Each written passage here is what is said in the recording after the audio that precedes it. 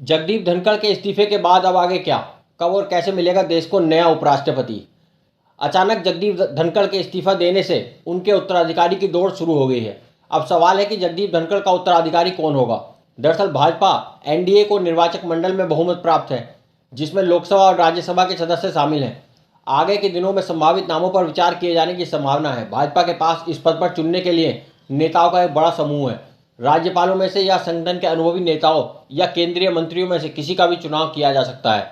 जगदीप धनखड़ भी उपराष्ट्रपति बनने से पहले पश्चिम बंगाल के राज्यपाल ही थे।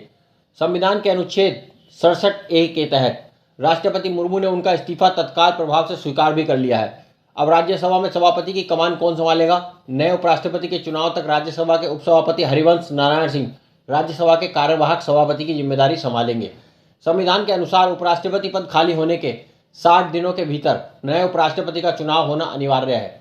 इसका मतलब है कि 19 सितंबर 2025 तक यह प्रक्रिया पूरी करनी होगी। माना जा रहा है कि निर्वाचन आयोग जल्द ही उपराष्ट्रपति चुनाव कार्यक्रम की अधिसूचना जारी करेगा। उपराष्ट्रपति का चुनाव लोकसभा और राज्यसभा के सांसदों से मिलकर बने निर्वाचक मंडल द्वारा किया जाता है। वर्तमान में 543 लोकसभा सांसदों और 245 राज्यसभा सांसदों के साथ कुल 788 मतदाता इस प्रक्रिया में हिस्सा लेंगे। उपराष्ट्रपति के चुनाव में केवल राज्यसभा और लोकसभा के सदस्य ही वोट करते हैं, वह भी सीक्रेट बैलेट और प्रोपोर्शनल सिस्टम का इस्तेमाल करके। इसे ऐसे समझें कि उपराष्ट्रपति चुनाव में एकल हस्तांतरणीय मत यानी सिंगल ट्रांसफरेबल वोट सिस्टम का उपयोग होता है, जो अनुपातिक प्रतिनिधित्व पर आधारित है। नए उपराष्ट्रपति के लिए उम्मीदवारों को लेकर अटकलें शुरू हो चुकी हैं। एनडीए के पास दोनों सदनों में बहुमत है। ऐसे में अपने राजनीतिक लक्ष्यों के अनुरूप वह एक उम्मीदवार चुन सकता है। हालांकि विपक्षी इंडियन गठबंधन भी एक मजबूत उम्मीदवार उतारकर एनडीए को चुनौती दे सकता है। भाजपा के पास इस पद को चुनने के लिए नेताओं का एक बड़ा समूह है।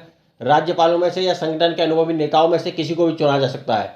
जनता दल यूनाइटेड के सांसद और राज्यसभा के उपसभापति हरिवंश को भी संभावित उम्मीदवार के रूप में देखा जा रहा है, क्योंकि वह 2020 से इस पद पर कार्यरत हैं और उन्हें सरकार का विश्वास भी प्राप्त है।